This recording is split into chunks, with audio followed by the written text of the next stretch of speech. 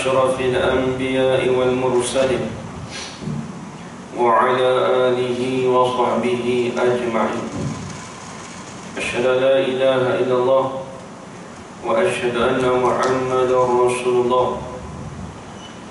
اللهم صل على سيدنا محمد وعلى آل سيدنا محمد. سبحانك لا علم لنا إلا ما علمتنا إنك أنت العليم الحكيم. قال رب اشرح لي صدري ويسر لي أمري واحلل عقدة من لساني يفقه قولي. ولا حول ولا قوة إلا بالله العلي العظيم. ولا حول ولا قوة إلا بالله العلي العظيم. ولا حول ولا قوة إلا بالله العلي العظيم. بسم الله الرحمن الرحيم. اللهم يا من بيده مقاليد الخير كله وإليه ترجع الأمر كله، افتح علينا فتحا قريبا يا فتاح يعلم يا فتاح يعلم يا فتاح يعلم. افتح علينا فتحا قريبا. وصلى الله على سيدنا محمد والحمد لله رب العالمين. Alhamdulillah, alhamdulillah, segala puji bagi Allah, Tuhan yang memeliharakan sekalian alam dengan izin dan nikmat daripada Allah Subhanahu wa taala. Dapat kita bersama-sama pada pagi ini di dalam daurah kitab Hidayatus Sibyan berkenaan tentang puasa, di mana insyaAllah pada pagi ini kita akan teruskan lagi. Kalau kitab saya ni pada pusat 33, iaitu berkenaan tentang syahdan. Syahdan ke ataupun bermula segala syarat wajib? Syahdan. Syahdan ke bermula syarat wajib dah masuk belum? Apa? Maka punya syarat wajib puasa kan? Okey. Bismillahirrahmanirrahim. Qala Syekhul Musannif rahimahullahu ta'ala wa nafa'ana bi'ulumihi fid darain amin ya rabbal alamin.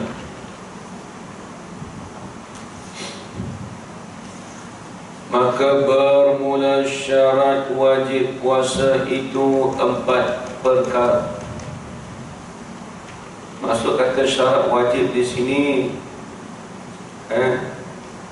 syarat bagi seseorang itu mewajibkan puasanya. Mewajibkan bagi seorang itu puasa itu ada 4 perkara. Akan datang pun lebih kurang sama juga. Lepas tu syarat sah. Ini syarat wajib.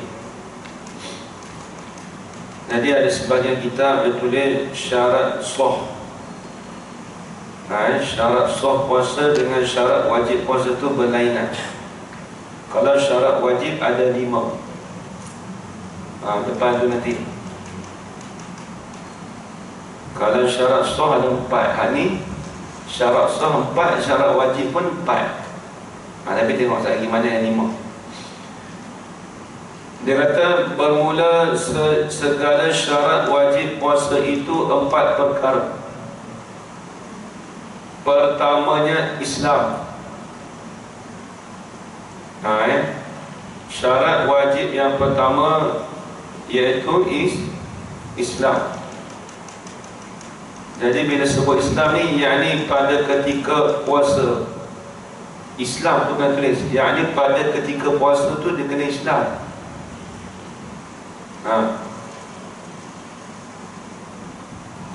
Dan tidak sah daripada orang kafir asli dan juga orang murtad.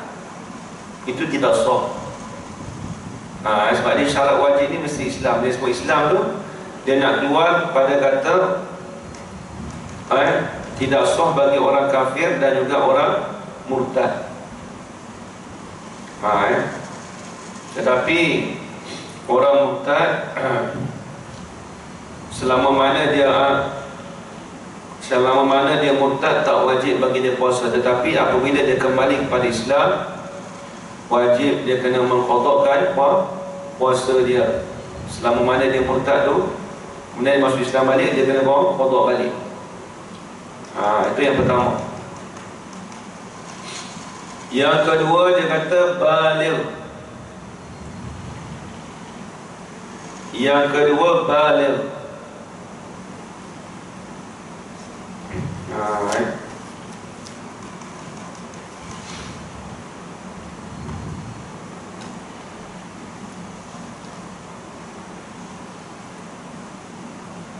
Dia kalau yang kitab ni dia ada 5. Dia tak sama dengan sini. Baligh, akal, puasa atau puasa. Itu syarat wajib. Dia tertukar sini. Itu syarat sah. Baik. Kalau syarat wajib, iaitu syarat wajib ni puasa Ramadan tu dalam kitab ni dia kata ada 5. Yang pertama Islam, itu maklum dah. Yang keduanya dia kata baligh, mesti orang tu sampai cukup umur. Sampai cukup umur. Jadi masalah baligh ni ada sebagian kita dia tak sebut. Dia sebut mukallaf. Ada sebagian kitab dia sebut iaitu mukallaf. Baik.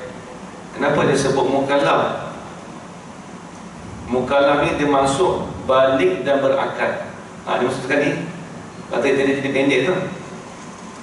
Sebab tu kata ulama, tidak wajib puasa itu di atas kanak-kanak dan orang gila. Jadi disebut kata balik ni. Habis tu kalau orang kanak-kanak orang gila, dia katakan tak wajib.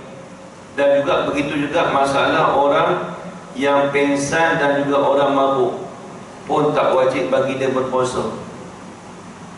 Ada pun kita kata dia mabuk dulu, dia dah puasa, lepas tu dia pengsan. Itu kena tahu keadaannya. Kalau dia seharian dia pengsan, tak sedar-sedar, itu tak wajib. Tapi dia puasa, cuma dia pengsan 5 jam dah. Nak dekat maghrib dia bersedar balik. Itu puasa dia masih sah lagi. Puasa dia masih sah lagi. Tapi syarat dia janganlah ada mengerjakan perkara yang membatalkan puasa lah. Seperti dia makan ke, bangun bagi minum air ke, itu tak ada batal tu. Tu.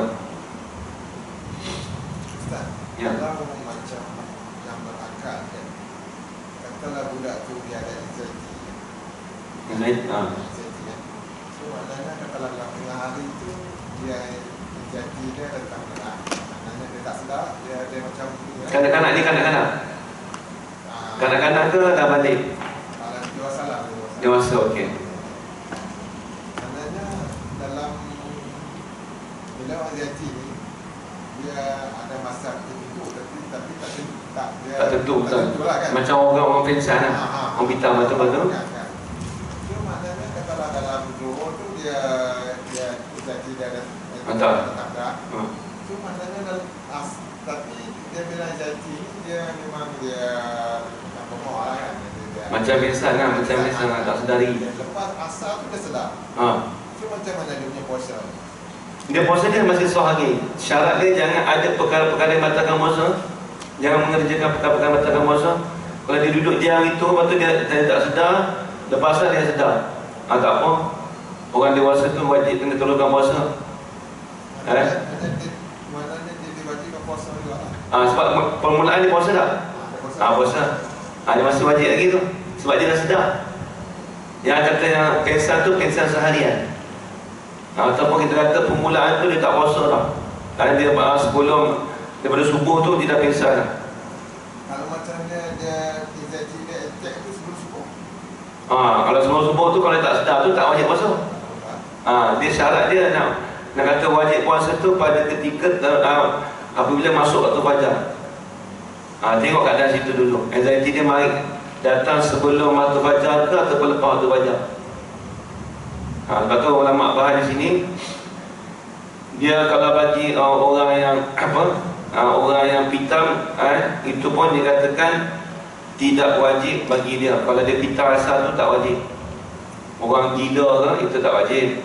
Orang mabuk pun tak wajib. Mabuk pun tak wajib. Sebab dia memang dia dah tak sedari.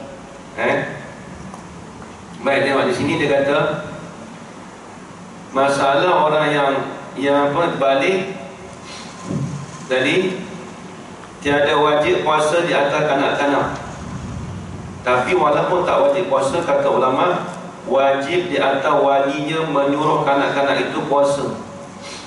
Tak terkala umurnya 7 tahun. Ini ada isu bawah ni, dia kata bak semayang dia Nabi suruh tu apa? Suruh orang ngaji betul-betul ngaji habis dia kena jumpa semua. Dia kata bak semayang. Ni ulama sebut. Dalam kitab lain disebut wajib atas walinya menyuruh kanak-kanak itu puasa tak kala umurnya 7 tahun jika ia mumayyiz, lagi kuasa untuk berpuasa. Mumayyiz ni umur katakan 5 tahun. Dia dah mumayyiz kan. Boleh nak suruh? Boleh. Tapi bukan wajib. Kalau nak puasa tu kita suruh dia tak boleh. Tapi syarat dia kuasa untuk untuk dia boleh berpuasa. Dia kata tak apa, dia boleh puasa ke 6 tahun ke. Anak saya 6 tahun tu, yang sulung tu satu sehari tinggal ada dulu. Waktu 6 tahun dulu sampai ke adik-adik ni lamalah dah 6 tahun. Tapi kena puasa juga, suruh lah Nak kata suruh tu bukan sunat, wajib. Dan wajib atau walinya memukul akalnya jika ia meninggalkan puasa tak kala umurnya 10 tahun. Bukan kata bak semayang aja, bak puasa pun itu juga. Lepas tu dia kata jika ia memayyiz lagi kuasa berpuasa. Kalau dia jarang kita dengar umur 10 tahun tak memayyiz. Tapi nak cerita kata ni tu dikait pula 10 tahun tu yang kata suruh kena pukul tu. Kalau kanak-kanak 10 tahun tu dah memayyiz, dah boleh berpuasa. Tapi kalau kata dia tak memayyiz lagi 10 tahun, tak wajib lagi. Kalau syarat bukan suruh tekan sahabat tu umur tu dekat tak? Umur tu dekat, memayyiz ke tak memayyiz pula. Tapi walidnya kebanyakan kalau 10 tahun dia memayyiz lah. Melainkan kalau dia ada sakit apa-apa tu, tu lain. Lepas tu dia kata bermula balik kanak-kanak itu dengan keluar maninya sendiri. Keluar mani tu balik. Jika cukup umurnya 9 tahun tahdidan, jangan kurang sedikit daripada 9 tahun sama ada lelaki atau perempuan. Kalau kata ustaz dia keluar umur 8 tahun ustaz, itu tak kira lagi tu. Mungkin ada benda mendatang tu, bukan pelecet, jadi bukan air mani. Sebab tu ulama sebut jangan kurang sedikit pun daripada 9 tahun sama ada lelaki atau perempuan. Ataupun haid daripada perempuan jika ada umurnya 9 tahun. Kalau haid dia bagi cukup umur dah. Tapi dia tahu perempuan keluar darah juga, anak dia 7 tahun, itu bukan darah haid, mungkin darah penyakit, dia panggil darah istihadah. Ini orang perempuan tak ada lagi. Tak ada. Tak ada. Sekarang ada dia cakap kalau dulu dia Nabi ni tahun baru dia sampai balik. Tapi sekarang dengan keadaan Yelah. dengan dia cakap benda tu dah ke bawah kan. Ke bawah. Tapi ulama dah bagi sakatan. Dah bagi border. Sekadar setakat 9 tahun. Kalau bawah tu tak kira lagi. Dia setakat perempuan ke laki-laki ke, dia punya border 9 tahun. Ulama dah bagi sekatan. Walaupun kata, tapi golek 15 tahun laki-laki. Dengan perempuan tu golek dia kebanyakan 15 tahun. Tapi kalau kata bawah 15 tahun, boleh jadi. Kalau tadi sampai kat mana sampai sekatan dia? Sekatan dia sampai sekatan had umur 9 tahun. 9 tahun Hijri. 9 tahun tu bukan jangan ikut Masihi. Kita tak ikut Masihi. Budak masuk bulan tu, anak saya 9 tahun dah, pada umur tak sampai 9 tahun lagi. Macam anak saya kata dah sampai umur dah 9 tahun dah. Saya kata 5 tahun ni dia beranak tu hujung bulan 12 tu. Orang dulu dia masih 5 tahun lebih ni tak ada. Cuma kita dah kira tak terikut Masihi. Kita dah terikut orang putih ni. Sebab dia dah terikut dah derajat itu, dia kata 6 tahun dah. Dia akad tak sampai lagi. Dia ada kita beritahu, lepas tu kita syawak dia kira hijri tu. Kalau kita 8 hijri itu dah 2 lah tu.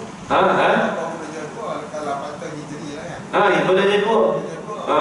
Dia orang putih dia upgrade. Tapi upgrade tak kenal. Dia kita ni dia biasa dah upgrade kan. Atau kalau satu tak apalah. Dia memang zahir di situ. Tapi kena tengok hijri dia berapa. Bukan kira Masihi tu. Betul setengah orang kita dalam Melayu kita lah. Banyak asyik tahu rugilah apalah kata gitu kan. Tak ada rugi sama je. Umat manusia ni sama je. Tak ada rugi cepat, tak ada cepat lambat. Dia tak ada, sebab dia kata rugi tu sebab apa? Sebab kawan tu dia masuk juga dalam darjah yang sama juga. Beza orang lahir dalam 1 dengan 12. Rugi dia kata rugilah sebab dia lahir 7 tahun. Dan tak ada rugi apa pun. Tak ada rugi. Cuba tengok kadang-kadang umur manusia ni ada je kita kata kawan kita tu 2-3 tahun orang kita, tapi cedik kita ada. Bukan mesti betul tak ada. Dia bukan kata orang tua dia hebat dari kita. Mana budak tu ini tua sikit ni 8 bulan mesti hebat dia lagi. Cedik dia lagi tak mesti. Saya punya sepupu dua pupu saya. Tapi dia cedik dan dia cedik dia luar biasa. Dia tak pergi sekolah. Bapak dia tok guru pondok, sepupu mak saya lepas tu yang orang susah dia orang Kelang ni buka pondok, mak pun tak kerja apa pun kan, cikgu pun tak ada kata apa. Tapi dia punya cedik lain macam tu. Dia umur 12, umur 13, umur 15 tahun dia ajar budak SPM. Cikgu dah tahu rumah dia, nak tahu bapak dia kerja apa, hebat sangat kan bapak dia. Kata dia tak pondok. Dah duduk kat pondok. Kata bapak tahu. Kata apa? Bapak kata anak encik ni tak nak pergi. Kata tak mau pergi sekolah. Kata tak tahu anak saya tak tahu tak mau pergi sekolah. Kata tak tahu, kata budak dia tak mau pergi sekolah. Kata tapi minta awal encik, awal lepas tak sekolah dia cedik dah ajar budak SPM. Dia umur 15. Dia ajar admit tu budak SPM. Tapi tak ada keluar kita lah. Kalau keluar kita tu asal memang biasa dah kita keluarga yang jenis tak ada nak pergi buat motor, pergi panggil wartawan ni tak ada jenis gitu. Tapi cedik dia lain macam fizik ke apa semua boleh buat, bukan matematik, dahsyat semua boleh buat. Nama dia Ansaruddin, lari umur 22 lah. Dia senyap tak cakap banyak. Dia ada masuk DQ atau Hafiz Quran, duduk rumah lah. Setahun lebih lah. Hafiz Quran umur setahun, hampir setahun lah. Pelik lah. Tapi Tuhan bagi kat dia, cikgu datang, guru besar datang sini. Nak tengok apa dia, siapa dia ni. Kau kata doktor berpangkat besar, kau nak tengok. Betul apa duk guru lah. Ustaz sepupu tu memang ngaji pondok lama dah. Sepupu rumah saya, tu mak saya tu. Lepas tu dia kata tak ada buat apa pun anak saya jenis gitu saja. Jadi kita kata bukan macam apa. Sebab kita memang dia cedik ni tak mesti kata umur. Dia tak mesti ikut umur. Jadi dia pelik lah dia tu. Ada lagi dia hidup okey lagi lah, tapi budak lagi lah, lebih. 22, 23 siapa budak SP pun terkejut. Dia kalau nak angkat kelas boleh kan? Dia tak mau. Dia duduk situ, nak angkat kelas boleh kan? Dia umur 15. Kawan tu umur 17 boleh. Sampai abang-abang ada pun pelik kata minta ajar ni lah apa, MAT lah, fizika, kimia. Dia tak sains. Tapi tak mau sekolah. Cikgu tak ajar pun dia dapat lah. Allah Ta'ala bagi dia semua. Tapi tak ada keluar dalam kita lah. Tak ada dalam keluar kita kata macam apa yang kata bahasa dia bukan masa, dia bukan minat saja, semua ilmu. Orang mungkin ilmu nanti ni tak tahu tak tahu. Tapi memang dia sendiri dia tak cakap banyak. Kalau tengok muka dia pusing tak tahu. Mengorok abang abang ni ada kat rumah ni dekat rumah lah ni ada. Abang ni datang dengan ngaji falak. Benda saya semua kan. Abang ni ada, abang ni macam tu lah. Tapi abang tak ada pelik macam adik dia lah. Tapi pun memang minat mengaji lah. Sebab keluarga saya memang orang jenis dia minat ngaji. Dia minat ngaji. Dia tak ada ayah mak bapak pergi, dia tak ada. Dia sendiri datang, dia sendiri nak pergi. Dia sendiri nak pergi, dia tak ada kata pasal pergi belajar tak. Saya tak tahu anak saya pun saya takkan basuh. Tengok dia nak pergi sendiri. Terbaik. Jadi nak cerita kata di sini ni umur dia bukan kita boleh buat ukuran. Umur tak boleh buat ukuran kan. Kita kata ni cerdik dah, lambat dah. Sebab tu di sini, sebab tu Islam dia ajar apa? Diikut tahun tu tahun ini Hijri. Jadi kalau masalah laki-laki perempuan tadi balik tadi kena tengok. Kita kata mungkin macam Haji kata tadi lah, kadang-kadang dia balik dengan sebab dia buat onani ke sebagainya kan. Kita katakan dia buat umur 7 tahun, keluar sekali pun tak dikatakan balik. Sebab apa? Sebab boda tak lepas lagi. Dia boda nak mesti 9 tahun kata ulama. 9 tahun. Baik. Qala musannif rahimahullah.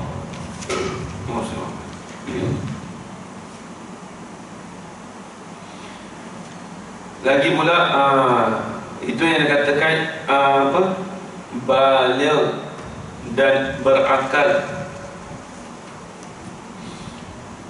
Ustaz, dia mumayyiz, baligh, berakal, dia macam mana?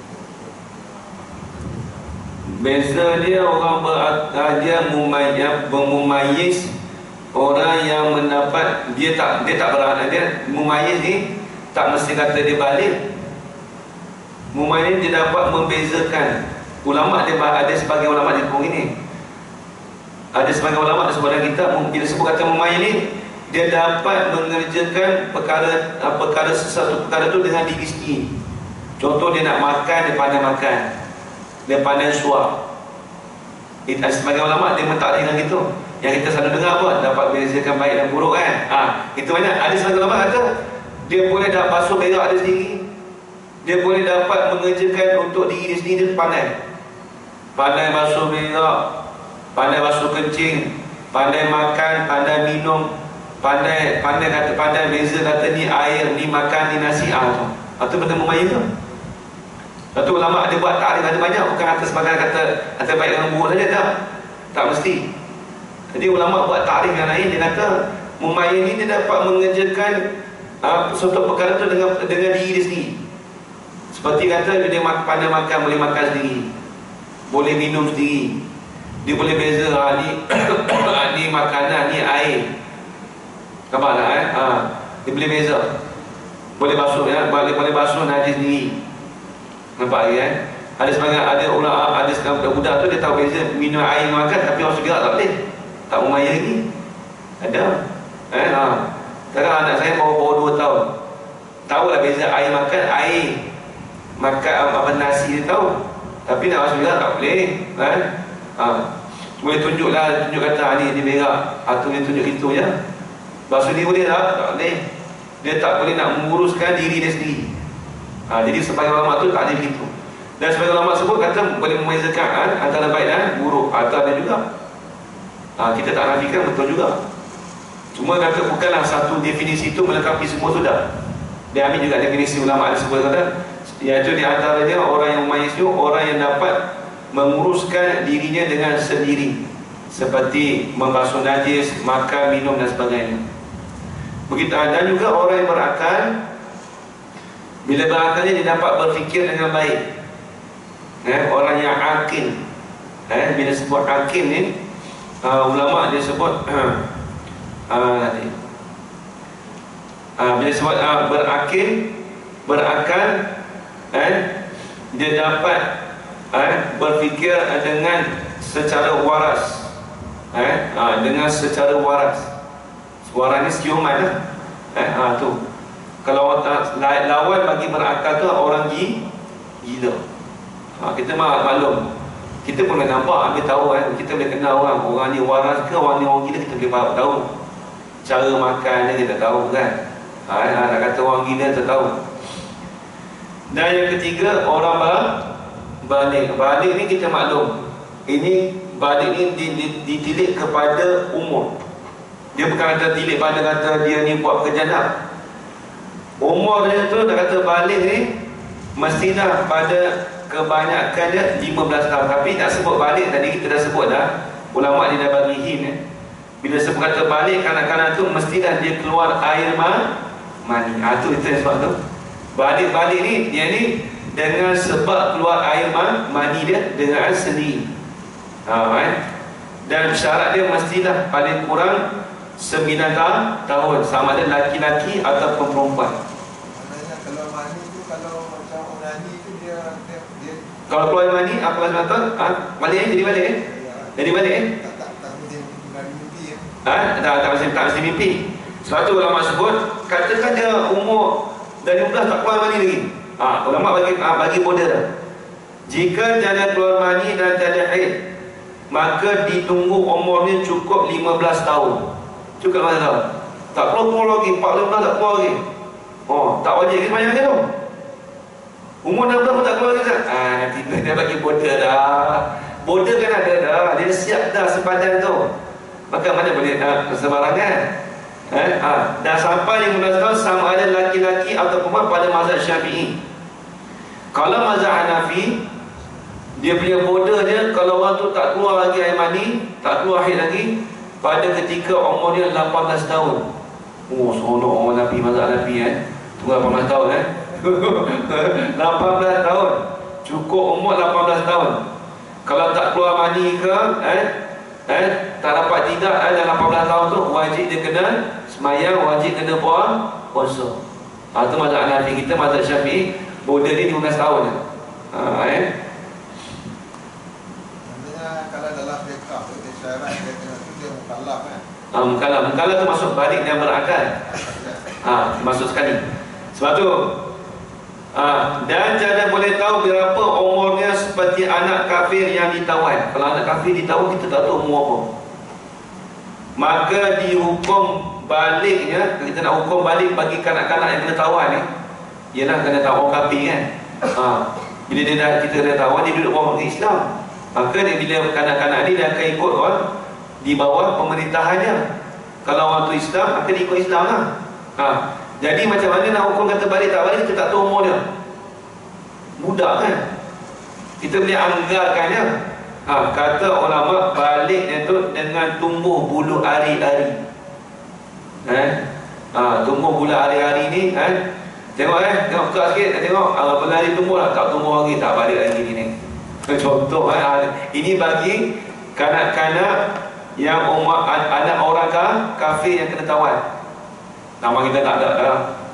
Contoh kalau kita kata zaman dulu, kalau anak orang kafir yang kena tawan tu, bila duduk bawah pemerintahan Islam tu, dia nak tengok, dia nak suruh tu semayang puasa ke, kena tengok dekat bulu hari-hari dulu. Bukan bulu kaki bulu hari bawah ni Ada tengok tengok tak tumbuh lagi budak ni, 15 tahun tak tumbuh lagi.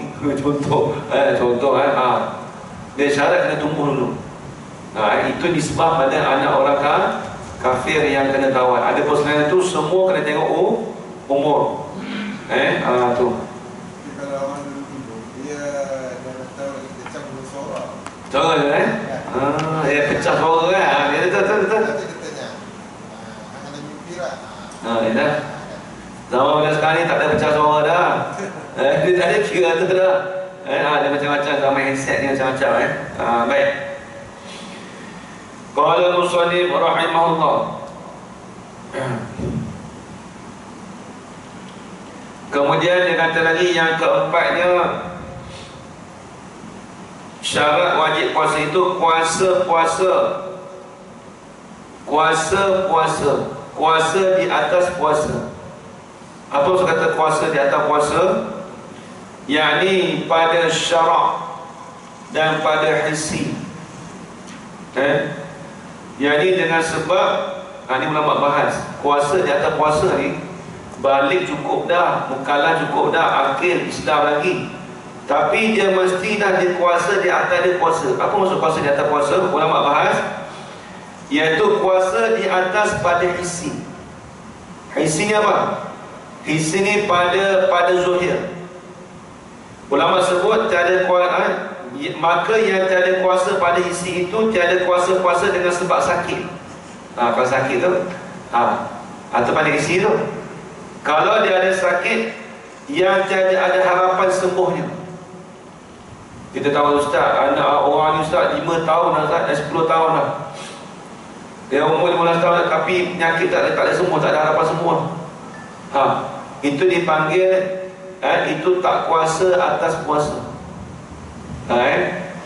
Sebab tu kata ulama sebut tiada kuasa dengan sebab sakit yang tiada ada harapan sembuhnya, ataupun yang sangat tua. Orang yang sangat tua dia tak ada puasa. Bukan kata dia ni boleh puasa tapi tak mau puasa. Dan itu lain. Ustaz, dia ni Ustaz, orang tua saya Ustaz, dia dah tak boleh puasa Ustaz. Dia tak nak puasa ke apa? Dia tak mampu nak puasa, memang dia terbaring gitu. Ada lain. Ataupun kita kata, ataupun kita, dia tak mau puasa Ustaz, dia kata dia sedikit-sedikit kat saya, dia kata dia dah tua dah, dia tak boleh puasa. Dia tak jadi tu. Tu karut tu itu saja dia tu. Kita tengok, kita tanya balik, penyakit tak boleh sembuh ke? Dia kata penyakit dia tak boleh sembuh. Itu cakap saya tak jadi. Dia kata betul tak boleh sembuh. Kalau penyakit tua ni, orang sebut puasa dengan sebab sakit yang tak ada harapan sembuhnya satu, ataupun yang sangat tua. Dia sangat tua memang tak ada puasa tau. Ada yang ada gangguan dia. Maka tiada wajib puasa di atas kedua-dua, dan tiada wajib qada puasa. Tak wajib qada tak. Tapi bila tak, walaupun tak wajib qada, tapi kena bayar fidyah lah. Tak boleh dah kata fidyah pun tak wajib juga Ustaz. Dia tak boleh dah. Tak, syarat suruh kita bayar fidyah. Fidyah ni dibagi 1 mud, 1 cupak, lebih kurang apa tu 700 gram, tak sampai sekilo. Ada sebagian ulama sebut 1 cupak ni 800 gram. Tapi seeloknya ada kata setengah ulama 850 gram. Tapi nak macam mana? Kata ulama nak bagi eloknya, yang asalnya kita letak 1 kilo. Lepas tu dulu saya buat dekat rumah saya ni lah. Waktu PKP itu banyak orang bayar fidyah. Jadi saya kawan saya ambil inisiatif tu buat bayar pusing itu. Saja baca dia tu pusing, kawan saya pusing. Nak bayar fidyah tu, kita nak bagi lepas orang tu lah. Fidyah puasa pun nak buat, fidyah apa? Fidyah sembahyang pun nak buat juga. Saya dah buat tak? Dan kalau orang nak buat boleh buat, saya boleh buat. Walaupun saya tak ada pondok pun saya buat kat rumah, saya buat kat kawan saya. Kat rumah saya kat rumah tu ada 2-3 orang mengaji pondok. Jadi tak ada, kalau saya buat seorang letih ni. Itu seorang kena baca lah, kena buat. Kalau kawan tu, kalau fidyah masalah puasa, tak apalah, puasa 30 hari. Kalau dapat semayang, sehari 5 ada. Orang dulu buat sunat, dia tak wajib. Dia tak yang wajib puasa je. Yang semayang ni sunat, sebagai ihtiyat kata ulama. Zaman sekarang dia tak dengar dia puasa kan? Tak ada dengar dah. Dia dapat sembunyikan benda tu. Sebenarnya kita, kalau kita ada duit boleh buat sebenarnya. Jadi kalau 1 cupak ni bersemangat 1 mud. 1 mud ni lebih kurang 700 gram. Tapi kalau kita nak asal kita buat 1 kilo. Sekilo apa ringgit ni? Berat. Tapi lembaga zakat Selangor Ustaz dia bagi 246, RM2, RM4, RM6. Berapa ringgit? RM2, RM4, RM6. Mana yang fidyah ni? Yes. Macam tu lah dah. Ada korban makan Saya baru bayar semalam untuk orang tua saya. Yang fidyah mana? Nak ambil mana? Yang RM6 ke RM4? Nak ambil RM2. Jangan. Ni gini. Sebab apa? Sebab ulama ini berbeza pendapat ni. Jangan yang bawah sangat, jangan RM5 Jangan. Yang bawah mudah. Sebab ulama letak 700 gram. Sepatutnya saya nak tanya, RM2 tu itu bawah 700 gram tu. Jadi tak nak tepat sangat tu. Saya takut mereka ikut takdir mazhab Hanafi lah. Kalau Syafi'i kita selamat 700 gram ke atas. 700 gram dia berat. Ni saya tak sedap saya dulu lah. Lebih kurang RM3. Kalau sekilo ni RM4 ada tak? Sekilo berat. Lebih kurang RM4 Kalau tu Haji kalau ambil elok RM4 jangan ambil RM3 budak murah lah nanti takut terlepas kita akan risau itu je. Kita ambil janganlah biarlah lebih, jangan ambil paling kurang. Contoh macam saya zakat fitrah kan 7, 14 dan 1 kan. Saya makan beras siam. Bukan beras siam yang siam yang sini mahal, beras siam yang dekat Patani tu. Sebab kalau saya kawan saya sebulan 4 kali dia naik bawa beras pakai lori trailer lah untuk saya lah kan. Nama orang lain tempah lah tak ada. Untuk saya nak makan kan beras cap pisang, cap pauh apa semua kan. Cap nangka kan. Tapi saya nak cap basikal mana lah. Berapa ringgit? 90 kan? 2 kilo 20 kilo saya beli sana murah sikit. Saya beli RM7 sebab kawan saya orang tani ada 2 isi. Sebab tu dia bawa lori trailer kereta, bukan trailer beras. Tapi memang bila dia cakap ni masuk, dia bawa kereta, dia kata ustaz tak apa-apa, tak apa bawa beras, nanti berhenti kat rombak tu ada tempat penitian tu, saya pergi ambil situ lah. Senang saya madu ke beras makan dengan dia. Saya senang lah. Saya memang sebab suka makan beras saja. Tapi tinggi buah lah. Dia bukan ada makan. Tapi lepas sini mahal kan komisen kan. Jadi mahal. Jadi saya ambil yang RM14 kalau di sebelah saya lah. Jadi kalau di sebelah saya RM14, saya bayar zakat fitrah bukan dengan duit saya bayar zakat fitrah dengan beras. Sebab saya kalau kat rumah tu kami ada grup kami bayar zakat fitrah dengan beras. Saya pinjam ikut saya ni ikut pemerintah. Saya yang ikut saya nanti sikit. Jadi kalau tempat tu kalau fidyah pun saya buat fidyah beras. Kalau buat fidyah mazhab Hanafi, kalau saya buat fidyah duit boleh, tapi saya taklid mazhab Hanafi. Saya taklid mazhab Hanafi. Boleh orang bagi saya duit. Kata tak apa aja kalau dia beras susah pula. Jadi bila saya buat taklid mazhab Hanafi, kena ingat dia semayang tu sehari 6 kali yang wajib. Termasuk witir. Nampak? Jadi penggunaan dia mazhab Hanafi balik dia tu umur 12 tahun. Sekurang-kurang tu. Dia tak macam kita 9 tahun lah. Dia 12 tahun. Jadi saya ambil 6 kali tu 6 kali dengan 12. Kalau untuk sehari. Lepas tu kalau fidyah puasa ni saya taklid mazhab Hanafi. Tapi sekali saya kena kira bukan ikut Syafi'i. Taklid mazhab Hanafi. Sebab dia pakai duit kan. Lepas tu saya kena taklid mazhab Hanafi semua. Tapi kena tahu lah. Saya kena tahu hukum lah. Kalau tak tahu pun tak ada buat. Tapi saya buat dekat macam satu surau tu. Jadi ada jemaah-jemaah yang kenal saya lah buat zakat fitrah, fidyah kan. Saya buat tu lah. Fidyah sekarang ni saya tak buat pakai beras lah. Kalau dekat pondok dulu saya buat pakai beras. Kalau sini ni pakai duit. Tapi saya taklid mazhab Hanafi. Tapi saya buat tu 6 kali lah. Kita yang kalau fidyah semayang ni ada 5 waktu kan. Syafi'i, kalau yang Hanafi 6 dan lebih. Lepas tu dia kena sampai umur dia waktu mati. Umur 12 tahun sampai umur dia berapa dia meninggal. Betul, kita buat untuk puasa. Itu trailer lah Kalau trailer beras. Sebab tu saya taklid mazhab Hanafi.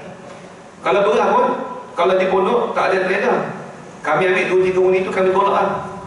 Imai-imai makan tu je. Tak ada pakai trailer, tak ada. Orang beras tak ada. Ambil beras tu tak tahu tu tolak. Aku terima dia. Saya dulu macam tu. Lepas tu dah habis semua tu, Tok Guru bagi dah seorang RM5. Dah tentu dah. Dia dah bagi tu yang kita ambil lah. Bukan dia tak ada orang, kita pun nak peramal untuk kita bagi ingat kan. Kat mana dia buat tu? Tolak. Bila dah ada ilmu tu, jadi kat rumah dia tu, jadi adalah kawan-kawan pondok tu nak buat yang zakat ni, boleh saya buat lah. Untuk fidyah nanti lah. Zakat fitrah. Tapi kalau tahun 60-an, 70-an tu dia macam tu lah kan.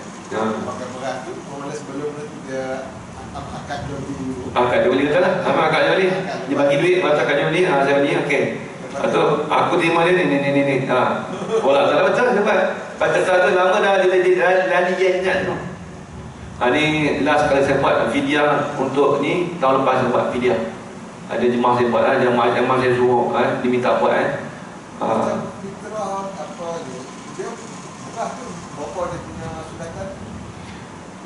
beras sama juga, satu mut. Satu mut 7 pak. Jadi saya beras ni baru ni kalau untuk fidyah ni kita mulai elok 1 kilo lah. 7 pak tu dia kata 700 gram, banyak lah. Lepas tu yang saya haji tu, haji macam haji bayar RM5 tu macam rendah sangat tu. Dia bukan ikut beras tu, dia sebab kalau tu, sebab dah fikir tengok tu dalam 700 sikit apa, lebih kurang RM3 lah murah kan. Dah tengok dah. Saya pun kaji juga yang baru ni, bukan saya ikut lama je, saya pun tengok dah beras, tanya kira lah, tanya. Bukan kita tak ada tanya juga sekilo beras apa. Jadi kalau masalah fidyah ni dia tak sama dengan fitrah. Memang satu mut sama tapi kata duit baik naik betul. Tapi dia ambil RM2. Dia takut dia tak lepas tu sebab dia tengok tu. Dia takut lah sama lekat macam mana takut dia ambil buah dalam buah kau tak tahu Allah Alam. Allah Alam. Tapi kalau dia ambil RM4 yang cantik lah. Dia sekarang RM3 tu lah, lebih kurang RM3. RM2 lebih, RM2.50. Ustaz, mungkin dia dapat adik buah kot. Bukan, dia sekarang ni kalau dia beras tempatan yang 10 kilo tu dalam RM1. So maknanya dalam 10 kilo jatuh dalam RM250 lah. Itulah saya kata RM2 tu macam tak lepas tu. Tak, dah 10 kilo dah RM250. Tapi kalau Ustaz kata dalam 700 gram tu mungkin macam dapat, mungkin. Tapi takut ada khilaf juga sebabnya 700 gram ada, 800 gram ada, 80 gram. Jadi ada khilaf itu. Jadi nak selamat tu kita ambil 1 kilo. Lepas tu kita tak diri nak usia tu. Asal tu banyak tu. Tak ada salah, nak tambah lagi boleh. Tak ada salah. Cuma kita tak mau, kita nak keluar dari khilaf. Kata ulama al-khuruj min khilaf mustahabun. Keluar pada khilaf tu disunatkan. Kita nak buat pada sunat tu, kita keluar pada khilaf. Jangan ada perselisih tu, kita keluar pada tu, nak keluar pada perselisih tu. Macam ni dalam musafir. Orang kita nak ambil paling minimum bang, 82 kilogram, 82 km. 81. Kan ada khilaf banyak, 85 ada 89. Senang apa? Ambil 90 kata, dia senang. Sebab kita lama sebut, Imam Bajuri sebut, dia kata dalam kitab dia, antara daripada nak kata lepas 2 mahalah tu, kalau kira dalam kitab, nak kata ada khilaf 115 kilo dah 115 kilometer pun dia panggil 2 mahalah lagi, tak sampai 2 mahalah lagi. Sebab dalam kitab Imam Bajuri dan kitab mereka, dia kata daripada Kahirah ke Mahalah Kubra itu jalan dulu tu. Bila tengok peta map balik 120 km. Dia kata kalau lepas dari 120 km tu dia tak sebut 120 km. Kalau lepas Mahalah Kubra tu baru boleh, Imam Bajuri sebut, baru dikatakan boleh jamak. Jadi bila ulama sekarang, bila zaman sekarang dia kaji balik, rupanya 120 kilometer. Sebab tu kita tak ada perselisih pendapat tu. Itu sebab tu tengok map balik. Bila tengok map balik tu, dia tengok, 90 lebih. Kan lebih lah. Sebab tu kita nak ikhtiar tu letak 90 ke atas lah. Selamat sikit lah. Orang ni nak ambil paling minimum 81. Kita semua nak diskaun. Kacau semua. Semua nak paling rendah. Tak tahu sebab apa. Fitrah kalau kena ambil buah paling murah lah ni. Lalu minta maaf saya. Kalau nak bayar fitrah ni kan, memang kata ambil lah pertengahan lah. Dia memang kata orang RM7. Wah, murah ada ke kan. Dia tak tahu kan dia makan berapa. Kalau betul dia orang susah tak apa, dia ambil minimum. Kita ni kalau orang yang ada sikit duit, dia kata dia lebih duit tak apa kan, tak sokong. Kita dapat pada sunat. Kata itu kita tahu dah. Kadang-kadang kita contoh kita bukan kedai makan beras sama, contoh kita perasan tak kita makan kedai ni, kita kadang tak tahu ada basmati dia beras sesedap ada kena berapa panjang betul tak? Alasan ni orang ni kalau macam ni kira saya makan kebaikan, saya makan beras ni ikut dah terpulang lah, malah nak jawab lah. Kita nak selamat, esok tak mau kena tanya banyak, esok akhirat esok tak mau kena tanya banyak. Bila tanya banyak ni susah sikit kita, betul tak? Jadi nak elak dia tanya banyak tu, kita bayarlah kena RM14 dah senang. Orang yang ada duit ni, mana kita orang yang sederhana ni. Kalau orang tu susah betul semua, kita maklum orang susah ni yang RM7 apa. Orang-orang memang susah semua kan. Itu kena ingat kan. Masalah fidyah pun, zakat fitrah pun gitu, kita ambil tengah. Tengok sebab macam tadi dia lah. Masalah musafir pun gitu juga, ambil sekolah kata. Yang dah sudah 85, 87, Kordawi kata 87, ada 89. Selamat apa? Letak sekolah kata, dah selamat. Ni ambil ngam-ngam. Macam kawan saya tu, marah dia geram kat dia. Dia tanya mundur lah tapi Ustaz, saya bersembah ni, saya tengok dia 81 dah. Saya geram dah, saya kata, saya buka ni map saya daripada rumah saya Gombak ke rumah mak saya 79.8. Dia kata sembah awak kat mana? Dia tunjuk kat saya, dia ambil 81 poin berapa tu, ngam-ngam. Saya kata, Din, kau ngaji pondok, dia kata buat malu kat orang dia. Dia kata, kita ngaji dah kata, kau pergi ambil ngam-ngam buat apa? Kata, kita ngaji sunat mu tak erti ke? Kata kan? Kata, sanggup kau nak pergi, sanggup. Dia kata bersembah tu sanggup kau nak pergi apa? Pergi apa? Dia tak buat dia naik apa? Dia naik KTM.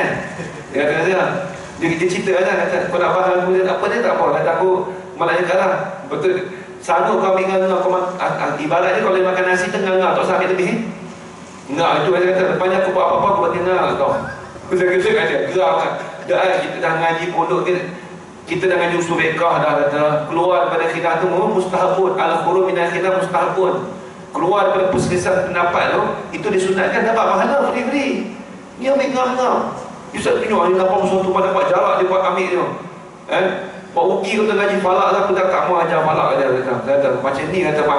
Saya kata orang kata lagi luas di otak kita, dia akan sempitkan lagi. Kita akan makin luas lagi. Dia makin sempit kau, dia bingung 81.2. Umar mak start kat sini. Dia boleh banding dengan mak saya lagi. Kata geram. Aku 79, aku tak ambil dah. Aku pun tak buat jamak lah. Boleh sangat saya pergi ikut jalan jauh sikit. Tapi bukan orang jenis gitu lah kita pun. Nak ambil ngam-ngam, nak ambil orang jenis tu orang jenis kedekut tu. Saya tak boleh. Yang jenis cemat sikit orang tu nak betul nak cerita, dia cemat baik habis. Qala al-musannif rahimahullah. Jadi kata ulama, masalah orang yang dikatakan puasa di atas puasa tadi, yang ni puasa di atas hissi dan juga syar'i. Dari segi syarak tu dikuasa. Lepas tu kata ulama, tiada wajib orang yang sakit yang tiada ada harapan sembuh. Ingat dua dia, orang yang sangat tua dan orang yang sakit yang tidak ada harapan untuk sembuh. Itu baru kita kata dia tak puasa di atas puasa. Baru kita kategorikan situ. Tulis situ yang dikatakan puasa atas puasa tu, yang ni selain daripada orang yang sangat tua dan juga orang yang sakit yang tidak ada harapan sembuh. Tu. Dan suatu lama sebut lagi, kalau jika orang yang sakit yang tiada diharap sembuh, yang meninggal puasanya kemudian sembuh ia, dia asalnya tak ada harapan, tiba-tiba jadi sembuh. Lagu mana? Tengok dia kata, dan puasa-puasa. Dan demikian juga orang yang tua yang meninggal puasanya, maka tiada wajib qada puasa atas kedua-duanya. Tak wajib juga, tapi hanya wajib diberi fidyah saja. Kerana sudah berpindah wajib puasa pada wajib fidyah pula.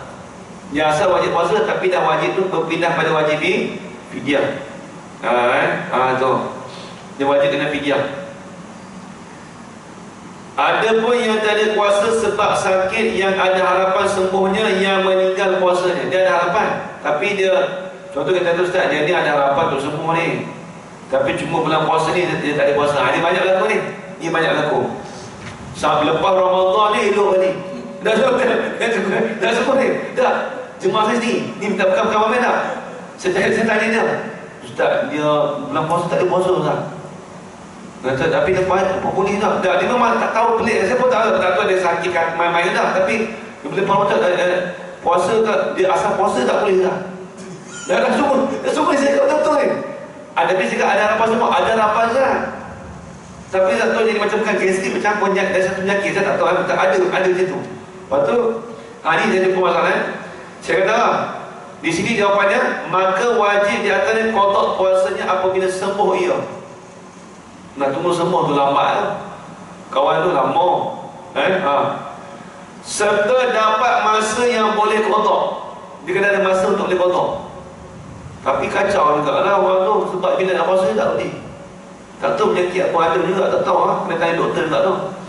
Kok dia main dengan saya, tak tahu lah. Tapi pelik juga. Dia ada harapan tu semua tapi tak boleh puasa. Pelik lah. Ada harapan. Habis saya kata, okey, belum keluar Ramadan boleh puasa tak? Tak boleh juga. Macam mana nak puasa? Kan pelik lah. Berlaku. Sebab tu ulama sebut begini. Jika mati ia serta tiada dapat masa yang boleh qada. Ni. Macam tadi kita bahas, dia mati. Tiada wajib bayar fidyah. Tak wajib bayar fidyah pula dah. Dia sebab apa? Dia puasa untuk puasa. Dia puasa untuk qada. Ini masalah ni pelik. Ulama sebut masalah wajib di atas qada puasanya apabila sembuh ia. Sebab dia ada harapan. Serta dapat masa yang boleh qada. Kalau dia tengah qada, tiba-tiba dia mati. Sebab tu ulama sebut dia fidyah pun tak wajib bayar. Sebab apa? Kalau dia hidup dia boleh puasa ke dah? Boleh. Sebab tu ulama sebut jika mati ia serta tiada dapat masa yang boleh qadanya. Dia tak sempat habis masa qada tu, tak sempat habis. Ni banyak orang tanya tu ni. Tapi ni kena ingat ni masalah apa ni? Masalah orang yang sakit yang ada harapan sembuh. Bukan masalah orang yang sakit yang tak ada harapan sembuh. Itu kena bayar fidyah semata-mata. Sebab dia punya kefarduannya dah berpindah daripada puasa kepada fidyah. Hadilah, ini bukan kata wajib bayar fidyah dia tak.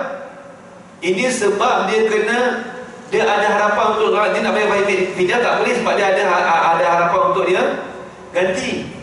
Cuma yang kena bayar fidyah tu sebab kalau dia dah bertahun-tahun contoh orang beranak kan, itu kena bayar fidyah dan juga kena bayar kena qada. Di sini masalah orang penyakit ini tiada jika dia mati serta tak dapat masa boleh qada tadi, maka tiada wajib bayar fidyah. Ini masalah ni saja. Masalah ni saja. Dan perempuan yang memberi menyusu kanak-kanak ni saya dah cerita kan minggu depan. Masalah menyusu kanak-kanak dah cerita kan. Dah cerita ke belum? Dah cerita dia. Tempat lain kot. Tempat lain kot. Kita lupa tu tak cerita lagi sini kan. Lepas tu rumah kan ada ni. Lama dia baca Quran. Tanya kalau dekat masjid Khairiyah dulu, tempat lain masjid Khairiyah, orang tanya soalan. Tak, orang saya tak ada tuju siapa. Tapi orang tanya soalan dengan saya. Jadi masjid Khairiyah ni yang masjid sekarang ni, saya duduk ajar pagi Jumaat. Jumaat pagi ni nak khatam kitab lah minggu depan ni. Lepas tu saya dah tanya lah, kata tak ramai orang ni. Saya kata itulah rumah saya. Dia baca tadarus lah. Lepas tu tiba Jumaat tanya, Ustaz, nak tanya soalan Ustaz, kita kalau nak tadarus Quran dengan majlis ilmu mana afdal? Dia tanya soalan cepumbah lah dalam kat saya. Kan? Kita jawab pun kita jawab ikut kitab lah. Saya kata mana yang fardu ain? Tiga marah saya balik. Ada semua dia. Mana yang fardu ain daripada perkara yang sunat? Sebab tu yang ulama sebut dia fardu ain tu hak paling wajib. Al-fardu afdalu minan nafli. Ada kaedah dia kan? Al-fardu afdalu minan nafli. Kefarduan itu terlebih banyak nisbah pahala daripada perkara sunat. Ini bukan saya cakap semua ni. Itu sebut dalam kitab Qawaid Fiqh.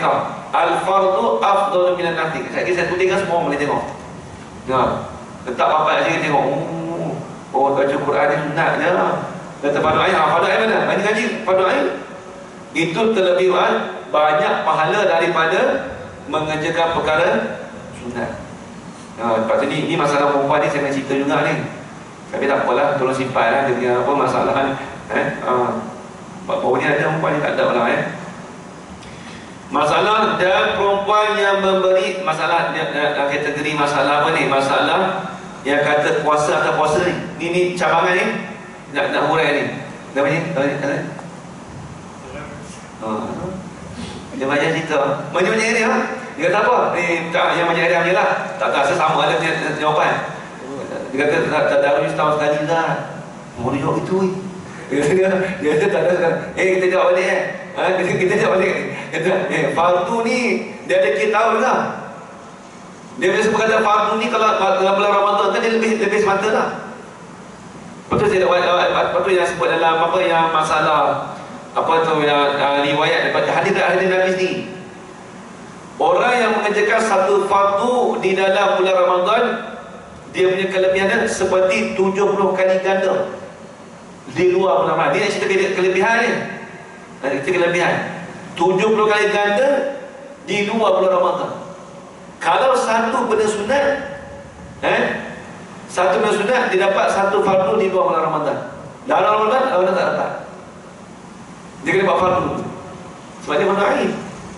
Contoh masa perempuan. Kalau tak dengar ni, jadi kita gigi ni tanya orang, ustaz dia mau kom? Lepas tu saya kalau jawab saya tahu dari saya dah ajar saya tak mau tanya banyak. Saya tanya banyak kan dia tahu saya kata itulah, dia cakap itulah. Time ngaji tidak matang. Saya kata itu. Tapi dia pun tak masalah lah. Dia kata, Ustaz minta masalah. Itulah kata. Jadi dah 3 pukul 12.30 malam kau tanya aku. Dia kata itu kan. Dia kata itu. Pukul 3-4 pagi tanya. Tapi saya jawab juga. Tapi sebelum nak jawab tu kita jadi macam doktor sikit. Kita jadi macam doktor sikit. Nampak kan? Ustaz, tanya sikit lah. Ya. Ini yang mengenai ilmu ni kan. Ada masjid buat 20. Apa? Terawih lah kan. Ada masjid buat 20. Ada masjid buat 8. Kita tanya lah buat 8 je. Sebab 8 ni dia tengah pun dia akan masjid ilmu. Nah, dia tak boleh apa kena lagi. Lepas tu dia cakap majlis ilmu dia tak cakap tu lah kan. okey, majlis ilmu nanti lagi saya nak terperinci kan. Okey, lepas tu dia kata majlis ilmu. Majlis dengar majlis ilmu masa tazkirah kena tengok. Hafal Ain apa dia? Tauhid, fiqh, tasawuf.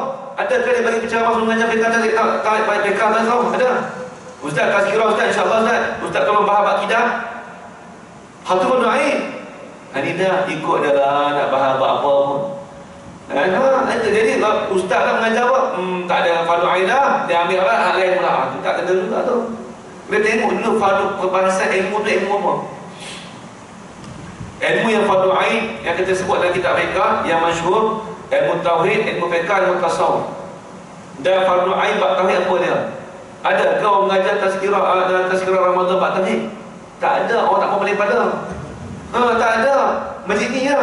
Masjid Muhammad Surah ya. Betul. Masjid lain saya banyak ajar tauhid. Majlis semalam. Dia bagi ingat saya dah Ustaz. Dia bilang ini Ustaz tak apa saya boleh tebal saya bawa kitab kan. Saya kata ini kitab tasawuf. Jangan risau. Saya akan bagi buat fardu ain. Tapi jangan bagi saya bagi fardu ain. Saya cakap kesempurnaan puasa. Tapi yang dalam Imam Ghazali sebut dalam kitab dia memang tak ada orang jangan sebut lah. Saya sebut benda tu 5 perkara. Saya sebut benda tu. Sebab tadi bilang ini. Kata Ustaz tauhid tak orang kata. Dia takut dia buat tauhid. Tapi masa dia tahu itu, dia takut kata orang tengah ramai ni. Dia pula risau. Dia risau juga. Yang lebih Ustaz bilang ini dia tahu dia kata. Saya kata masa lebih tahu dah saya berarti. Saya kata saya ambil yang tasawufnya sebab nak bagi fardu ain. Tapi tak ada alasan kata dia buat 20. Buat 20 pun buat tazkirah juga. Ini banyak orang sekarang sekali dia tak apa nak cari jalan pintas lah. Cedik, orang panggil cedik tak tepat. Cedik tapi tak bertepat. Cedik tak ada cara. Tu. Dia ambil cerita sikit masalah perempuan tengok masalah ni. Dia sebut dalam kitab lain, dia kata masalah yang tadi yang kata puasa atau puasa tadi. Dan perempuan yang memberi menyusu kanak-kanak yang takut mudarat kanak-kanak itu. Dia takut jadi mudarat pada kanak-kanak. Jika ia puasa dan tiada ada orang yang lain yang boleh menyusunya, boleh puasa juga, tapi takut jadi mudarat pada kanak-kanak, maka wajib ia jangan puasa. Wajib jangan puasa. haram ia puasa. Kalau dia puasa kan haram. Macam rumah saya lah. Rumah saya tengah menyusul anak saya mau 2 bulan lebih kan. Saya tanya dulu. Kata kalau nak bagi kan budak ni nangis ni, kata cakap nenek kena ada susu. Nenek kan, kita pergi nenek kan, susu kena ada. Tak ada, tak boleh, tak boleh puasa. Lepas tu bila sahur tu saya suruh makan nasi banyak. Saya jaga rumah saya. Makan buah kurma banyak. Buah kurma ni tambah susu banyak. Saya macam bidan juga lah. Tapi saya tahu. Macam susu buah kurma tu kan, saya rebus. Walaupun dah ada habis pantang rebus, nak bagi susu nenek banyak. Kalau kata ni tak sedap dia makan. Kata mana-mana, jangan tanya lah, aku tahu mana, kata aku duduk pun aku tahu kawan, saya campur orang tua banyak. Masa dekat pondok saya suka campur orang tua. Orang tua duduk dekat Kelantan dulu, orang tua Kelantan suka kawan saya. Walaupun saya buat awal dulu kan. Kata, tak ayah, main, makan rumah.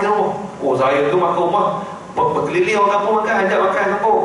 Sebab tu saya tahu, cuba campur orang tua. Orang tua tu, kita ajar kita lah, petua ni. Jadi sebab tu saya nak bagi susu banyak ni, dia kena letak kurma. Susu kurma tu, rebusnya dia kena kurma ni je, bukan kurma yang ajwa ni. Dia kena kurma merah dan kering. Itu dia tak pada sedap mana. Dia perah lama tu, rendam kan. Lepas tu bagi minum air perahan tu. Rendam lama kan, nanti dia keluar, dia capai sikit lah. Itu untuk tambah susu banyak. Jadi dia tak boleh minum banyak, bulan puasa kan. Yang rumah Cina. Macam nak minum lah. Aku dah Cina kan. Tak sedap pun. Tak sedap tu yang kata yang tu. Dia kata tak dia ambil kemajuan ke rumah yang mana tak boleh. Saya cuma banyak minum kurma. Kebetulan yang merah tu lepas pagi juga. Okey lah buat untuk ni. Rebus lah tapi nak jaga kena minum. Macam aku pun minum air lah. Air. Itu untuk apa? Bagi susu banyak. Macam kelak-kelak ke. Kelak betul. Tapi kita suruh minum lah. Sebab nak bagi apa? Nak bagi susu banyak lah. Ni petua lah dia tak ada dalam kitab ilmu kehidupan. Saya ambil benda orang tua. Itulah orang tua sebut. Ni orang Kelantan. Sebab tu saya ambil kat Kelantan tu banyak ambil orang tua. Dia beritahu kita ikut je lah. Tak apa, saya pun tak boleh cakap pun. Kata terima kasih banyak. Saya dah ingat tu. Orang pasal Kelantan pun dia tak tahu. Dia orang Kelantan tak tahu. Waktu tu saya pun tak tahu. Kata ya ke? Orang kata kita ni orang tua kata. Saya kat mak tu dia. Masa tu saya kat orang tua, mak pun tak tua lagi kata. Kata mak saya pun tak tua lagi kata tu. Saya kata mak tu dia, saya pun tak kahwin lagi kata tu. Tapi dia ambil waktu budak-budak. Dia waktu budak-budak ni kita ambil ni, kita tahu banyak. Saya buat buku-buku tu, buku saya banyak. Buku-buku yang nota ni. Kalau ada orang saya tulis. Ni untuk jarapan. Ni untuk apa, ni untuk apa, ni untuk apa semua. Tulis sekejap. Okay. Jadi masalah haram ia puasa, tapi wajib kena qada puasanya serta wajib kena bayar fidyah. Ingat masalah kalau kita takut kanak-kanak tadi takut jadi mudarat, maka di situ kata dia dia wajib bagi perempuan tadi tu wajib bagi perempuan tu jangan puasa. Kalau dia puasa juga haram. Habis tu apa mana? Wajib dia kena qada, lagi pula wajib dia kena bayar fidyah kedua-dua sekali. Sebab tiap-tiap sehari secupak. Kalau dia bagi tu apa hari berapa cupak kiralah. Adapun jika takut mudarat diri dia, dia takut mudarat pada diri dia. Kalau aku tak buat puasa ni, jadi mudarat pada diri aku. Ulama sebut kalau dia puasa haram juga dia puasa. Tak boleh dia puasa, tapi cumanya wajib qada puasanya sahaja, tak wajib bayar fidyah. Wajib qada puasanya tetapi tak wajib bayar fidyah. Untuk perempuan ramai dia lah yang butuh. Dia dah habis. Ustaz, maknanya yang tadi tu yang apa, kalau mudarat untuk diri dia tu maknanya dia tak bayar fidyah kan? Tak bayar fidyah atau dia kena qada. Tapi yang sebelum tu maknanya kalau untuk baby dia lah. Baby je. Bukan untuk dia lah. Bukan untuk dia. Maknanya yang tadi macam air susu tadi, untuk baby lah. Untuk baby. Maknanya dia kena bayar, dia kena qada dengan bayar fidyah lah. Ya betul. Dia dua. Dia dua tu sebab kata ulama dia sebab dia bayar fidyah tu sebab dia nak untuk mengeluarkan untuk yang apa, untuk baby dia, untuk anak dia kan. Lepas tu dia tak ada, kalau ada orang boleh menyusukan tak apa. Tapi tak ada menyusukan. Contoh adik-beradik kan, kalau dia dah ni kan tak apa, tapi bila banyak sangat susu kan, nak kena tampung juga kan, budak-budak. Lepas tu dia kena bayar, wajib kena kontak, wajib kena bayar fidyah. Itu kena ingat masalah tu kan. Dan demikian juga perempuan yang mengandung, jika ia puasa takut mudarat anaknya, anak dalam perut. Dia tak beranak lagi. Tapi takdir orang yang hamil. Orang yang hamil, ulama sebut kalau dia puasa tapi takut mudarat pada anak dia, wajib ia jangan puasa dan haram berdosa di atas dia kalau dia puasa. Habis itu nak baca mana? Wajib ia qada puasanya serta wajib bayar fidyah juga. Ini masalah perempuan yang hamil. Lagi kalau aku tak makan ni kan, aku takut anak dalam kandungan ni tak cukup makan kan. Orang mengandung kan kena cukup makan dalam ni kan. Kena cukup. Tak nak makan dalam perut. Jadi kalau tak makan, dia takut mudarat pada anak dia. Kalau dia takut mudarat pada anak dalam perut dia, di situ kata ulama dia tak boleh puasa, haram dia puasa. Kemudian wajib ke atasnya qada dan juga wajib kena bayar fidyah. Jadi bayar fidyah tu dua. Kalau dia takut mudarat pada anak dia dalam perut ke ataupun dah luar perut ke, itu wajib kena bayar fidyah, wajib kena qada. Tu. Sama juga sehari secupak juga. Adapun jika ia puasa takut mudarat dirinya, maka haram ia puasa, wajib qadanya saja, tiada wajib fidyah. Itu pasal apa macam tadi. Orang yang hamil kalau dia takut kata jadi mudarat pada diri dia, kalau dia tak puasa, maka jangan dia berpuasa, tak boleh dia berpuasa, haram dia berpuasa. Wajib dia kena qada saja tapi tak wajib bayar fidyah. Tu. Maknanya Ustaz, kalau yang tadi kalau doktor nasihatkan maknanya dia tak ada puasa lah kan. Tapi setengah orang tu tak sebab dia biasa puasa. Dia nak puasa juga. Tapi Ustaz kata tadi dah jadi haram pula kan. Betul. Tapi dia biasa, tapi kena tahu dalam budak tu, keadaan budak tu. Kalau datang sini, kalau dia macam ni, contoh dia kata ni, saya dah biasa puasa dah. Biasa kalau dah biasa mengandung ni, saya puasa tu tak ada apa baby. Cuma nasihat doktor kata baby tu ni, tapi dia datang pada adat dia tahu dah. Tu tak apa, tak buat tak apa, orang kita tak berdosa. Doktor salah kata kamu ni apa tu tak boleh puasa. Tapi dia pada adat dia dah biasa dah 4-5 orang anak dah. Dia biasa beranak dah. Dia biasa kalau puasa pun memang anak dia tak ada apa? Tak jadi mudarat pun. Tu tak apa. Untuk diri dia sendiri dia tahu. Kalau walaupun kata doktor pesan gitu je. Itu nasihat doktor saja. Saya tengok juga lah dia punya kelakuan tu macam mana. Ya. Biasanya kalau baby dalam perut, dia kalau lemah dia akan kurang makan, jadi itu dia dah tahu tak. Dia tak bergerak. Kalau biasa dia tak bergerak. Dia menendang, lepas tu dia tak menendang tu berarti baby dah lemah. Kalau tak menendang tu baby lemah kan. Lepas tu dia kena tahu lah. Kena cek balik lah. Maksud dia di sini tahu. Ibu kena tahu. Ibu kena tahu. Doktor ni boleh cek itu ya. Dia perkara tahu. Kata orang tu macam ada rasa jana. Cuma doktor boleh kaji tahu. Okey ni baby ni tak benar ni, dia lemah ni. Contoh. Doktor boleh tahu perkara tu je. Baik. Jadi itu yang masalah tu kan. Itu masalah ni.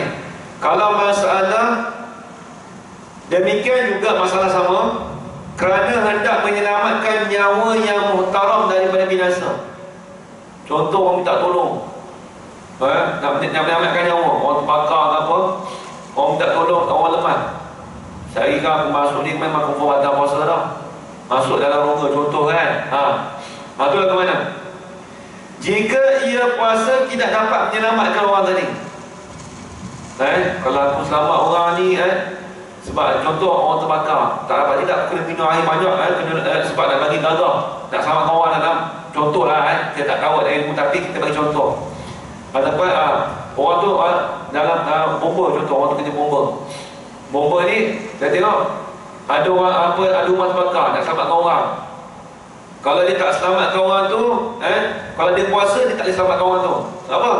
Kalau dia selamatkan orang tu, dia ibarat dia contoh dia kena minum air banyak. Contohlah saya tak tahu lah bombanya dia minum air banyak tu bau. Kena bau dapat selamatkan orang tu sebab nak bagi sejuk badan. Contoh.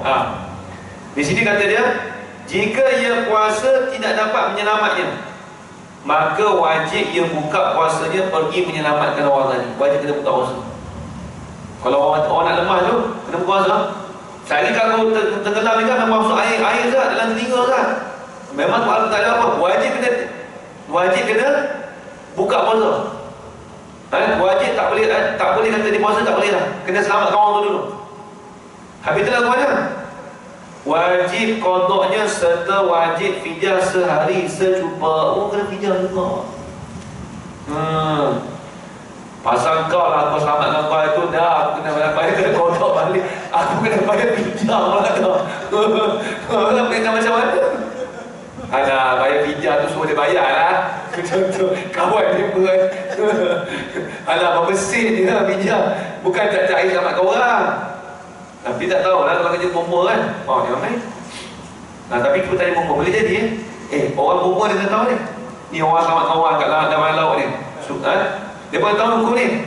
Dia pun ingat orang mengandung dia, orang pergi susuan, ni pun sama juga ada kamu. Wajib kena qada, wajib kena fidyah. Qada tu confirm dah. Fidyah kena bayar tak? Fidyah wajib kena bayar. Apa dia orang muda-muda lelaki-lelaki kena bayar fidyah, dia bayar apa ni pelik ni? Rupanya dia selamatkan orang. Ni masalah ni. Nampak ni? Yang berlaku tapi kena beritahu ni. Siapa-siapa yang menyelamatkan orang bukan kata menjadi orang yang ni, kita bukan kata bomba apa. Orang panggil apa yang selamat apa ni? Scuba apa? Scuba lagi. Apa? Scuba ke? Mana tahu selamatkan orang. Permainan dekat laut dah. Ada jenis orang yang selamatkan orang kat laut dia ada, dia tunggu dia ada. Kaum putih ada tak tahu kat Malaysia kita kan? Ada. Tu kena ingat masalah ni Wajib dia menyelamatkan orang tu, wajib kena puasa. Wajib kena buka puasa. Kalau dia ada haram dia puasa haram. Apa ya? Free dapat haram, tak selamatkan orang. Apa rasional dia kena bayar kerja fidyah pula? Masa dia kata buat tadi lah. Dia sebab kita menyelamatkan dua. Dia untuk kodok ni untuk kita saja. Sebab rasional bayar fidyah tu sebab selamatkan orang tu. Macam tadi lah budak tadi, rasional tu bayar fidyah tu sebab tu. Kalau kita berusaha juga, bukan berusaha, itu syarat jaga situ lah. Tu ikut ta'abudi tu. Rasional dia sebab kita menyelamatkan orang. Macam tadi kanak-kanak dia kan, sebab takut mudarat kanak-kanak, sebab takut mudarat orang. Sebab tu kita kena bayar fidyah. Bukan sebab kita kodok saja untuk diri kita. Kodok tu untuk diri kita. Sebenarnya melibatkan pihak ketiga lagi. Apabila melibatkan pihak yang ketiga. Ketiga itu dia kena bayar fidyah. Betul, baik. Dan lagi kerana hendak menyelamatkan diri daripada binasanya, kena selamatkan diri sendiri, maka wajib ia buka puasanya. Tapi wajib qadanya saja, tak wajib fidyah. Jadi contoh kalau nak selamatkan diri sendiri, kalau selamatkan diri sendiri wajib kena qada saja tapi tak wajib fidyah. Tapi kalau selamatkan orang wajib qada dan juga wajib kena bayar fidyah. Terbaik. Adapun berbuka puasa kerana hendak menyelamat harta benda, barang jatuh yang kena selamatkan harta benda. Ni lagu mana? Nak selamatkan orang ke sama apa? Ni nak selamatkan harta benda. Allah, contoh kata duit jatuh kat laut contoh emas jatuh jadi aku dah pernah dia jatuh lah. Ni tak dapat tidak kena buka puasa ni. Tapi nak kena selamatkan harta benda. Ulama sebab apa? Ada pun berbuka puasa kerana hendak menyelamatkan harta benda, maka wajib qada sahaja, tiada wajib fidyah. Sebab dia tak melibatkan orang, dia melibatkan harta benda. Takkan nak bayar fidyah. Awak fidyah apa? Fidyah kena menyelamatkan harta benda. Tak ada. Kerana orang je betul. Nampak ke Baik. Masalah, hanya satu masalah. Orang yang sakit jika ia puasa, dia sakit tapi tak puasa, nescaya jadi mudarat. Dia puasa tapi jadi mudarat. Maka wajib ia buka puasanya. Wajib dia buka puasa. Ni banyak orang nak apa? Dia nak push lagi ni. Wajib dia kena buka puasa. Maka jika ia puasa juga, kalau puasa juga, dia nak puasa juga, nescaya berdosa atasnya. Dosa. Puasa dia sah dah. Puasa dia sah dah. Serta sah puasa dia. Puasa dia sah, tapi dalam keadaan dia berdosa. Sebab apa? Sebab berdosa tu dengan sebab dia tu ada sakit, tapi dia nak puasa juga, menjadi mudarat pada dia. Haram tu dengan sebab tu, berdosa dengan sebab tu. Adapun puasa dia itu dikatakan sah. Sebab dia puasa tu sebab tak ada perkara batalkan puasa. Bukan kata sakit terusan, sakit kesehatan jadi terbatal puasa. Tak ada sebut lagi tak. Puasa dia tetap sah. Cumanya di situ kata ulama, yang jadi haram dengan sebab berdosa dengan sebab dia sakit tadi. Adapun orang yang tiada kuasa pada syar'i, maka iaitu perempuan haid atau nifas, tetapi wajib atas keduanya kedua qada sahaja. Tak wajib bayar fidyah. Kalau haid dan nifas, habis. Itu masalah kata kuasa atau puasa. Baik. Ya. Tadi tu kalau dia terpaksa berbuka, nak menyelamatkan harta, pada berpuasa juga dia haram juga. Tak haram sebab harta. Tengok harta tu macam mana pula ulama sebut. Dia kalau puasa juga, kalau tak ada menyelibatkan nyawa, tak apa.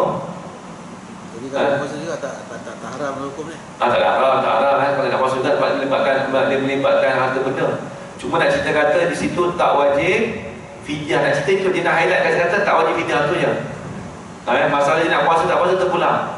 Tapi kalau masalah selamatkan orang, tu wajib dia kena buka puasa. Ni dia tak sebut.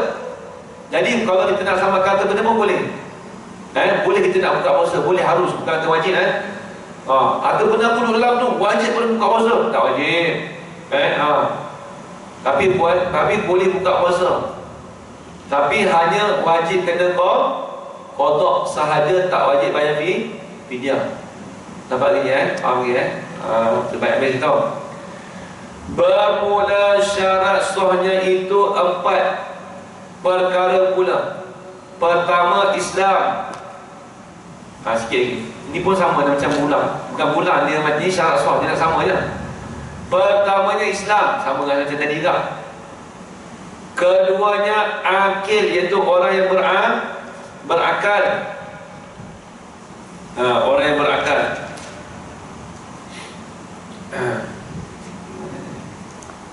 Panggil hukum.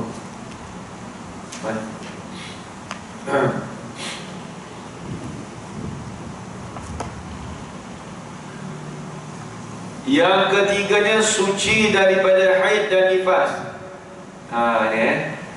Suci daripada haid dan nifas.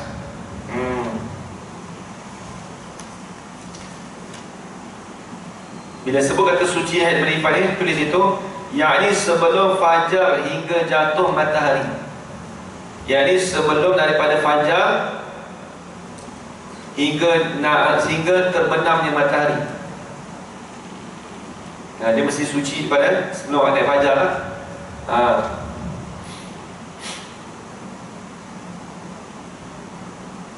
Keempatnya, waktu yang menerima bagi puasa. Apa maksud waktu yang menerima puasa? Tulis. Maka tiada sah puasa pada hari raya dan hari tasyrik. Itu maksud kata waktu yang menerima puasa. Waktu yang puasa ni iaitu fahamnya apa? Maka tak sah puasa pada hari raya dan hari tasyrik. Itu tak sah puasa. Jadi kalau kita kata sah waktu menerima bagi puasa apa? Bulan Ramadan, hari biasa boleh tak puasa? Boleh. Yang tak sah puasa tu hari raya dan hari tasyrik. Begitu juga haram Lagi pula lagi haram dan tiada sah puasa pada hari Syak jika tiada ada sebab yang ada yang akan datang sebutnya. Di hari Syak pun itu juga. Tapi kalau hari Syak ni, kalau kita kata kita dah beradat hari Isnin, Khamis, kita puasa hari Syak tu tak apa, boleh. Macam baru ni kan, kita puasa hari Selasa kan. Hari Syak tu. Kalau orang tu dia kotak, dia ada kotak puasa, nak puasa boleh tak? Boleh. Kalau dia dah beradat boleh tak? Boleh. Tu kita cerita dulu. Habis itu nanti tersambung sikit asal lagi. Kemudian kata syahdan bermula rukun puasa itu 3 perkara. Allah Subhanahu wa taala. Bismillahirrahmanirrahim. Wassalatu wassalamu ala asyrafil anbiya'i wal mursalin wa ala alihi ajma'in. Allahumma rzuqna 'ilman nafi'an wa rizqan halalan tayyiban mubarakan fihi wa 'amalan maqbulan wa sa'adatan darain amin ya rabbal alamin. Rabbana atina fid dunya hasanah wa fil akhirati hasanah wa qina adzaban nar. Wassallallahu ala sayyidina Muhammad wa ala alihi wa sahbihi. Aku suka start ni. Gimana ni?